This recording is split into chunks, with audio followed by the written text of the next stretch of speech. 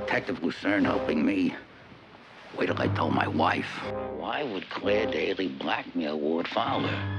That leaves us with Sid Daly. It'll be a treasure to pill you, Mr. Lucerne.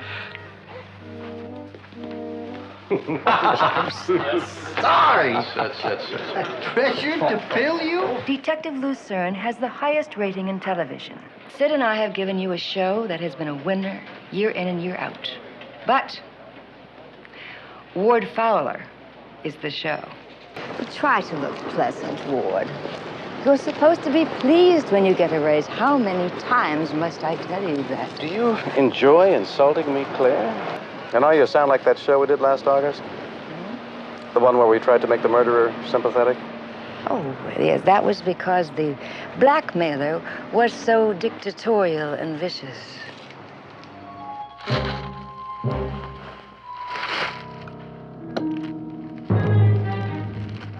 Third inning already. Yeah, I was held up in traffic, Ward. I'm sorry. If you have something else to do, just let me know. Oh, but I don't, honest. I've been looking forward to this game like crazy. Good. One drink isn't gonna turn you into a pumpkin, you know. We're in trouble. Eberle's up. Automatic out. What are you talking about? He's a good kid. Swung on and missed. He had his best grip at that one, but he swung through. So we swing into the top of the fifth inning and roll. Reed, I told you that... Let's play it simple. No noise. You, move around. Move around. Only child. Hold it! Oh. Walk to the door. Ward? I know you. You're not the type. Keep your hands up. Higher. Well, this is one mess you're going to have to clean up for yourself. I am going to lower my hands now. The guys stand from the bullpen. Bottom of the third inning. Mark, wake up. You're missing the game. Hey. How can you fall asleep? Beverly's got the count to 3 and 2. You just lost 10 big ones, fella. Pay up.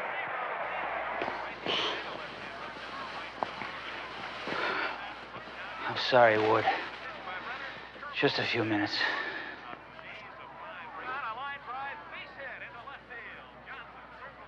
Here's the wallet, Lieutenant. Money's gone. Didn't bother with anything else.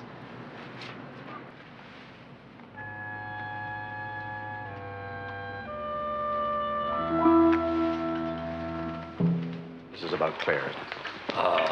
Yes, sir, yes, I'm afraid it is. I heard about the shooting on the radio. I keep expecting her to walk in through the door. Exactly what time did it happen, Lieutenant? Well, last night, sir, about 10 minutes to 9. 10 minutes to 9. God knows what I was doing.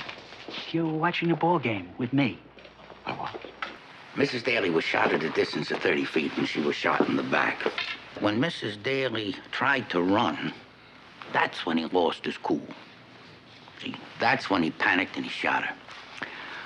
But he hit her right in the heart, sir, and at a distance of 30 feet while she was running. Now, that's hard to do in a panic. Somebody asking for me? Oh, Sid, it's all right. This is Lieutenant Columbo from the police department. This is Claire's husband, Sid Daly. Sid, what can I tell you? You know how I felt about Claire, huh? We're ready, Mr. Fowler. Yeah, I'll be right there. Oh, we're hooked. I'm terribly sorry to have this happen in such a tense moment. Mr. Fowler, we're ready. I said I'll be there. I'd better watch this, Lieutenant. Do you mind? Yeah, you know, Ward is right. Time is my business, and I always know it. Oh, boy, am I hungover today. I'll be glad when this day's over. Hey, what time you got, Lieutenant? 11 o'clock on the dot. Are you kidding? Jeez, I paid 1,000 smackers for this watch. I lost 5 minutes overnight.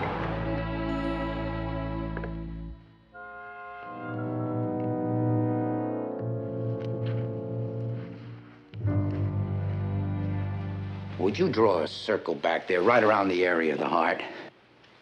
Don't press too hard, sir. I don't want to ruin the coat. Now what?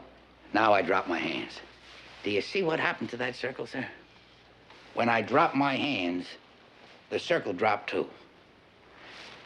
Now, when I first saw Mrs. Daly's body, I noticed that she was wearing one of those tight-fitting dresses, and that the bullet hole in the dress was about an inch below the actual wound in her body, which meant that she had to be holding her hands up when she was shot.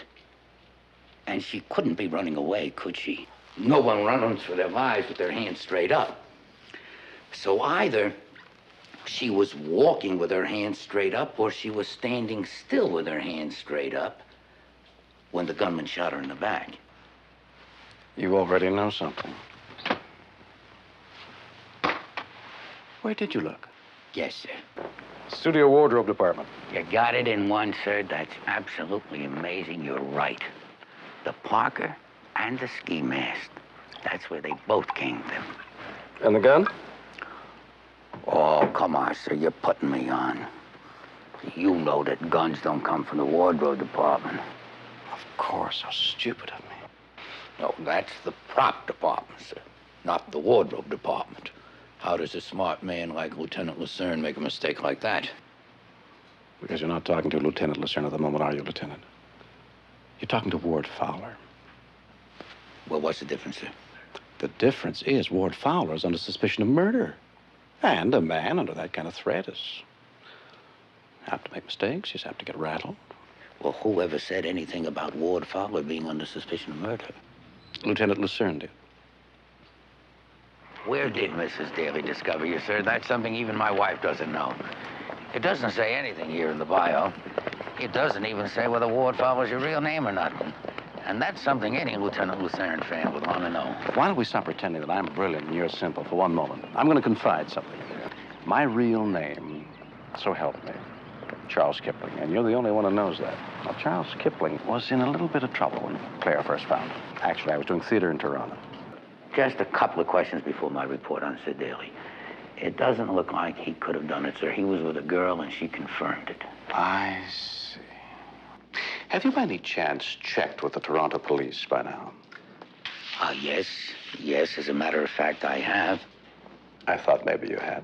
And they told you? They told me that Charles Kipling was an alias.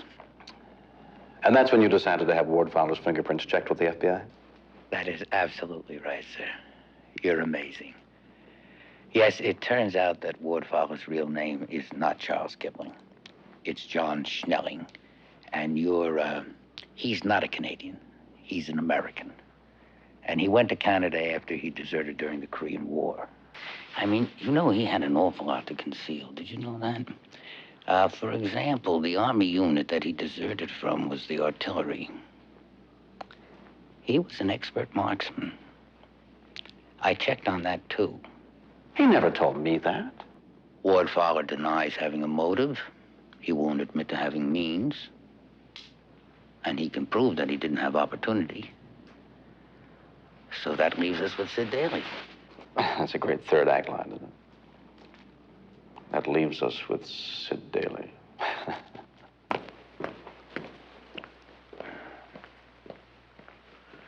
Oh, one more thing, sir. We got something else on the gun. Did I mention that? No, you didn't. What, Lieutenant? A thread, sir. From the parka? No, sir. We haven't traced the garment from which the thread came from yet, sir. Lieutenant, if I were you, I'd get a search warrant for all 4 people involved. Yes, sir. That's just exactly what I've done, sir. In fact... I would like to know, Lieutenant, the meaning of this. Sid, please. He asked me where you were, Lieutenant. I hope it's okay that I told him. May I ask what this was all about? There's the sweater. Match up with the thread? I think so. You see, the gun that killed your wife, sir, had a little piece of thread that got caught on the trigger. I'm afraid, sir, that thread came from this sweater. Thread from my sweater? Yes, sir, mohair. The lab said navy blue mohair, and I remember that was the color of the sweater that you were wearing the first day that I met you. Bravo, Lieutenant. Even I didn't remember that. Didn't you, sir? My goodness, that's funny. You see, because one of the reasons that I remembered the sweater was because you got hooked on it that day.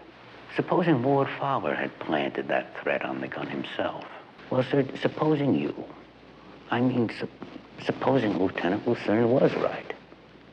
And Claire Daly was blackmailing you, like in the TV show. Lieutenant, I thought we agreed that I had what you called an ironclad alibi. Airtight, sir. That's what we actually say. Yes, sir, but you know as well as I do that you could have rigged that alibi. And I always wondered, of course, how 2 drinks could have given Mark such a hangover. I figured it was phenobarbital. And then he would be out. And he'd be able to tape the game and go over to Tony's and kill Claire and get home and then wake up Mark. And he would be disoriented and groggy and guilty about drinking. And when he saw the ball game on TV, and it looked just about the same as it did when he passed out, he'd be glad to assume he'd only been out for a minute or 2, instead of the hour and a half that had actually passed. And you changed his watch, didn't you? And then you changed it back to the right time after he was asleep. That was a mistake, sir. You shouldn't have set it to the correct time, because Mark always keeps his watch 5 minutes fast. And there's one other thing, sir. You're a crack shot. Endlessly fascinating, Lieutenant. But as Lieutenant Lucerne would say, where there is no proof, there is no criminal. Fascinating, notwithstanding. But I think, sir, I have the proof. What proof? Lieutenant, there are no fingerprints on that gun. You said so yourself this morning.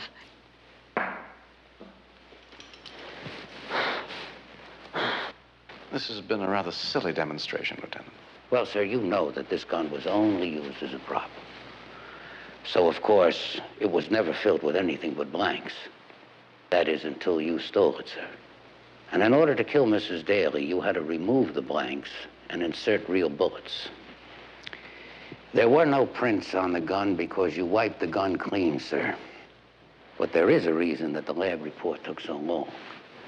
You remembered to clean the gun. But you didn't remember to do the same thing with the bullets. Damn. Just one more thing.